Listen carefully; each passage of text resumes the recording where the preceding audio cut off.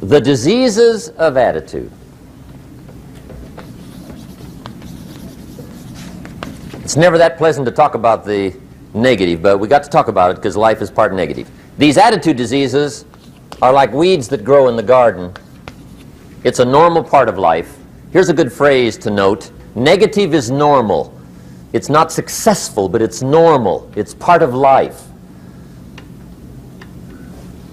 And here's the next key, in my opinion. You must learn to handle the negative. Don't ignore it. Handle it. Now, I know some people teach the other way. And listen to them, and listen to me, and then make up your own mind. Right? Don't be a follower. Be a student. But I say you got to handle the negative. You don't have to live in it. You don't have to dwell on it. But you do have to handle it, my opinion. I know some people teach, just turn your head real quick and say, there's no weeds, there's no weeds, there's no weeds. They'll take your garden. So you've got to handle the negative. Here's what part of it is. It's called the Great War Between Good and Evil. Mr. Reynolds and I are working on a new book this year called The Great War Between Good and Evil. And there is a war on. The minute you were born, you got involved in the war between good and evil, between darkness and light, between negative and positive, between evil and good, between tyranny and democracy, between weeds and human activity. I mean, the war is on. If democracy sleeps, guess who never sleeps? Tyranny. In the absence of light, guess what's automatic? Darkness. If good does not arouse itself and become active, guess what moves in? Evil. It's a war. A mental war, a physical war, a financial war, between enterprise and ease, between accomplishment and failure. It's a war. That's why there's an Old Testament phrase that gives the best advice for human activity when it says, 6 days labor, 1 day rest. Now, I'm sure we've taken that to mean, don't work all 7 days, take one off. Here's what it also means, only take one off. Or you're liable to lose the war. Now, we've got it down to 5 and 2, and maybe that's not too dangerous. I don't know. If God would have thought of 5 and 2, he might have made it 5 and 2. I don't know. You can't think of everything. But here's what it does mean. Enterprise is better than ease. If you rest too long, the jungle overtakes the village. Now, here's the good news about the war between good and evil. Evil is no match for good, but good must be active. Weeds are no match for human activity, but if you stand still, how far in will they come? All the way. They'll grow right up around your shoes. But if you get busy, how far back can you take them? As far as you wish. They're no match, but you must be active. That's why the 6 and 1. Make sure you're not losing the war by taking off too much. Guess what the average years are after retirement?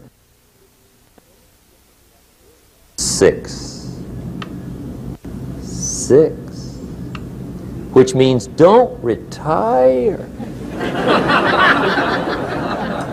Your chances are too slim. Okay.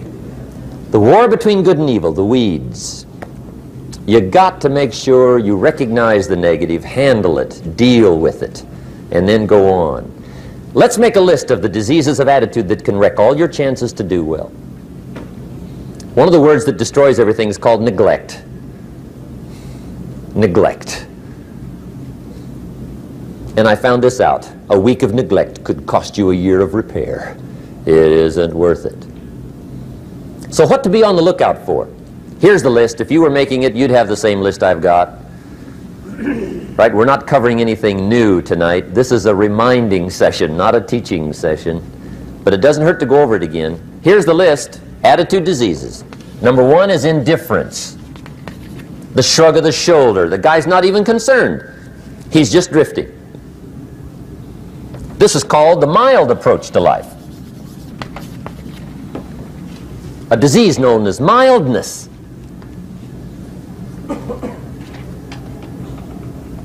The guy says, well, I can't see getting all that worked up. Well, to be any kind of winner, you got to get worked up. There's one problem with drift. You cannot drift to the top of the mountain. And the good Lord said in the closing chapters of the Bible, here's the best way to live, one way or the other. That's best. Hot or what's next best? Cold is next best to hot. Not the half-baked middle, lukewarm, not too hot, not too cold. What a sad way to live. I think what it means is pick a direction and go with everything you got. Just pick one and go. Somebody says, yeah, but what if it's the wrong direction? You'll find out quicker. It won't take you 25 years to wake up and say, oh no, I've been walking the wrong road. I told my staff the other day, next best to prosperity is adversity. If one doesn't get you, pray for the other.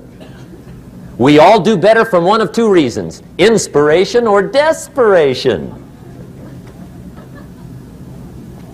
And I don't wish anything bad on you tonight, but if you're not inspired, I hope a wagon comes down your rut. Whatever it takes to get you to try harder, read more, set your goals, and go for it. Somebody asked me one time, what quality would I pick if I wanted to work with somebody? And you know what I picked first? Number one, strong feeling. Please, number one, give me somebody that feels strong. About most anything, I don't even care. Just so they believe it. Even if they disagree with me. Wonderful. Just so they disagree vigorously. I'm not saying it's easy to win those kind of people to your point of view, but I'd rather do that than to try to resurrect people from the dead. Pump them up every month. Pump them up, pump them up. I pass. The good Lord needs a leader for the early Christians. Remember the early days of the Christians? Not like today. If you were to stand up in the early days and say, I'm a Christian, cut off your head, toss you and your wife in jail, let you rot. I mean, those were ugly days. Being a Christian back then was not called socially acceptable. They didn't have 125,000 in the Los Angeles Coliseum to hear Billy Graham on a Sunday afternoon. Not back in those days. Back in those days when the Christians got in the Coliseum, it was a different story, right? I mean, the word was, stay out of the Coliseum, especially on Sunday. Last Sunday was Lions 33, Christians nothing. See, those were mean, tough struggle days for the Christians. Now, when the days are mean and tough and struggling, you got to have some kind of leader. Do you know who the good Lord picked for the leader when the days were mean and ugly? Saul. From Tarsus. That's who he picked, Saul. I'll tell you what, I would have picked him. You would have picked him. Anybody would have picked Saul. Saul was one of those incredible guys. Once he got into something, look out. Everybody in the community knew what Saul was in. Because whatever he joined, he'd flip all the switches, open up all the dials, turn on all the faucets, and go like mad. He was known as All-Out Saul. I mean, he was something else. Now, at first, it wasn't working out well.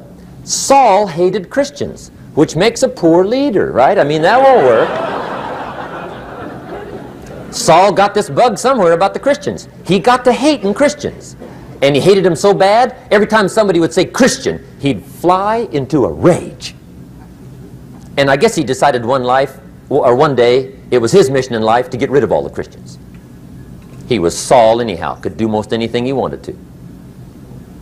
So he got him these letters of authority to go around to the various communities and hunt down the Christians. They said, do whatever you want to with them, Saul. They're unpopular anyhow. Drag them in the streets, whip them, stone them, torture them, kill them. You mention the name Saul from Tarsus to the early Christians. I'll tell you what they would do. They would run, hide, lock the doors, leave town, dive underground. I've been in the catacombs of Rome where they hid. He was mean. I mean, terribly mean. But remember the story? One day Saul's making it for Damascus. Heard about some new Christians, flies into a rage, takes off for Damascus. And the story said he was angry. There's a little sentence in the story that says, on his way to Damascus, he was breathing out threatenings and slaughter, which meant he felt rather strong about the idea, right? That's strong. That's strong. But on this journey, right, according to the story, as Saul was making his way to Damascus, the good Lord looks down out of heaven and says, there's my man, Saul. He's got to be something else. And according to the story, this great light shines out of heaven, knocks him flat, right off his horse, grinds his face in the dirt, and blinds him for 3 days. The good Lord using recruiting tools we can't use, but when you're Lord, right? To make a long story short, Saul from Tarsus becomes converted to Christianity. He becomes Paul, the great leader, the apostle. And without a doubt, the good Lord got him a dandy. One he didn't have to pump up every month. In one of his later writings, he said, the things I once hated, I now love. The things I once loved, I now hate. See, that's strong. Here's the key to the good life. Learn to put everything you've got into everything you do. Whatever you are doing, pour it on. It will quickly open up into opportunity or quickly disclose to you that you ought to be doing something else. The delusion is, if I had a better job, I'd really pour it on. See, that's delusion. Wherever you are, pour it on. Don't give somebody half a job for a day's pay. Pour it on. See, that'll help change your life. Get rid of this disease. Here's the next attitude disease, indecision. Mental paralysis. The guy can't make up his mind and it becomes a disease. Pretty soon he knows he's got it. The guy says, well, I know I'm on the fence. But he says, what if I get off on the wrong side? Listen, after a while it doesn't matter. Just get off. Any side will do. A life full of adventure is a life full of many decisions. The ones that turn out to be wrong give you better experience to make better decisions. So don't see how many decisions you can get out of, see how many you can get into. That's where the adventure is. So shake off this disease, indecision. The next one is doubt. Doubt's like a plague. And one of the worst is self-doubt. There are many, but that's one of the worst. The guy doubts himself. Doubts if it'll last that long for him. Doubts if he can do that well. Doubts if he can make that much. Doubts if he can accomplish all that. A chronic, excellent self-doubter. You can imagine what damage that does to your future. So here's the key. Turn this coin over and become a believer. And there's many things to believe in. One of the majors is yourself. The understanding of self-worth is the beginning of progress. Now, if those three don't get you, this one will. Worry. That's a devastating disease. Worry. Worry causes health problems, social problems, personal problems, family problems. It's devastating. Worry long enough, it'll drop you to your knees. Could reduce you to begging. I know how bad this one is. I used to have it bad. I used to be known as a super worrier. Not a super warrior. No, super worrier. My family wished I'd have been a warrior. I got those years to make up for. But I'll tell you what. My advice to you is do what I finally did on worry. Give it up. Who needs it? I'm not saying it's easy. I'm saying it's worth it. It took me almost 1 year to kick the worry habit, and it was not an easy year. It was one of the toughest years I ever spent, but I finally got that monkey off my back. And I discovered you could live the most incredible life free of worry. Not free of challenge, not free of difficulty, free of worry. I learned how to do it, and you can. Here's the next attitude disease. Over caution. Some people never will have much. They're too cautious. Now, you can also be too reckless, but you can also be too cautious. This is called the timid approach to life. And my caution was always the risk. Risk used to drive me right up the wall. I used to say, what if this happens? It's called the language of the poor. What if this happens? And on top of that, if this was to happen, look at the fix I'd be in. I'd better not try. I could always ace myself out. Then I'll tell you what changed my whole life when I finally discovered it's all risky. The minute you were born, it got risky. If you think trying is risky, wait till they hand you the bill for not trying. If you think investing is risky, wait till you get the tab for not investing. See, it's all risky. Getting married is risky. Having children is risky. Going into business is risky. Investing your money is risky. It's all risky. I'll tell you how risky life is. You're not going to get out alive. That's risky. The Englishman says, well, if that's the way it's going to work out, let's give it a go. Right, that's what it's for. Give it a go. Somebody says, yeah, but I'm looking for safety and security. Fine, then huddle in a corner. We'll cover you with a sheet, bring you 3 meals a day. And we'll protect you, feed you, look after you, care for you. We won't let anything happen to you, and you'll probably live to be 100. The guy said, well, yeah, I'd live to be 100. But what a way to live. Right. What a way to live, safe and secure. Don't ask for security. Ask for adventure. Better to live 30 years full of adventure than 100 years safe in the corner. And see, it's not important how long you live. What's important is how you live. Here's the next attitude disease. We're almost through with this motley list. In fact, we're almost through. Hang on. The next one is pessimism. Pessimism, the deadly disease of always looking on the bad side, the problem side, the difficult side, checking all the reasons why it can't be done. The poor pessimist leads an ugly life. He doesn't try to figure out what's right. He tries to figure out what's wrong. He doesn't look for virtue. He looks for faults. And when he finds them, he's delighted. How ugly. This is the poor guy who looks through the window, doesn't see the sunset. He sees the specks on the window.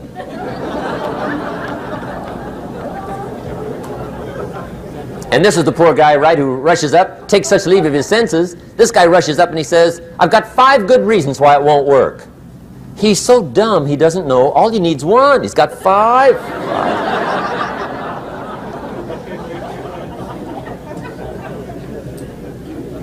To the pessimist, the glass is always half empty. To the optimist, the glass is half full. Why would the same measure affect people 2 different ways? Answer, it all depends on how you look at it. Our lives are mostly affected by the way we think things are, not the way they are. The way we think they are affects us most. There's a subject we don't have time to get into tonight called better thinking habits. One of the major things Shove taught me when I met him, he said, poor thinking habits keeps most people poor. Not poor working habits. Most people work hard, but they don't think hard. And Shove taught me that the mind is like a factory, a mental factory. And whatever you think about all day long pours ingredients into this mental factory. And that's what builds the economic, social, financial fabric of your life. He quoted me a Bible phrase that says, as you think, so you become. How awesome. When he talked about poor thinking habits, he had me. I used to start the day reading the morning newspaper. I mean, you can believe that or not. I'd get a cup of coffee and read the paper. I'd load up on wars and riots and murders and stabbings and killings and bank robberies and muggings and car wrecks and tragedies. I'd even read the back pages. I seem to like that stuff for some weird reason. I'd load up on all that, and then I'd start the day. You can imagine the kind of days I used to have. You walk around on your financial knees. They call you economic peewee.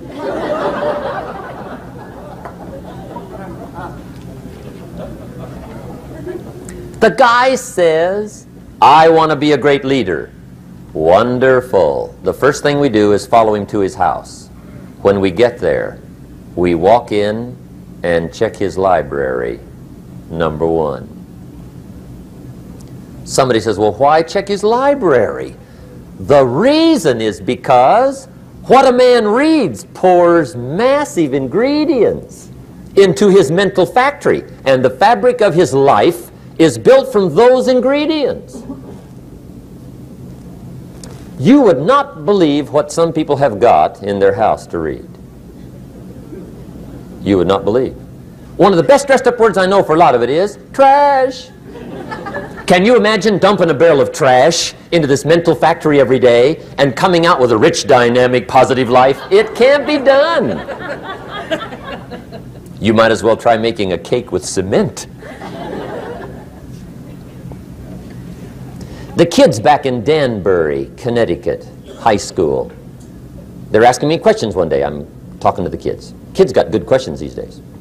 One of them said to me, Mr. Rohn, how do you build the good life? I said, it's simple. It's not easy, but it's simple. Here's how you build anything. Select the right ingredients, keep out the wrong ingredients, and it starts with thought. Everything starts with thought. So you must be wise and careful what you think about, because that starts everything. You got to be wise and careful. I asked the kids, what would happen if somebody dropped sugar in my coffee? They said, well, you'd be okay. I said, what if somebody dropped strychnine in my coffee? They said, well, you'd be dead. I said, correct. Lesson one, life is both sugar and strychnine. You gotta be careful. I said, what if my worst enemy drops in the sugar? They said, will you be okay? I said, what if my best friend, even by accident, drops in the strychnine? They said, well, you'd be dead. I said, correct. Lesson two, watch your coffee.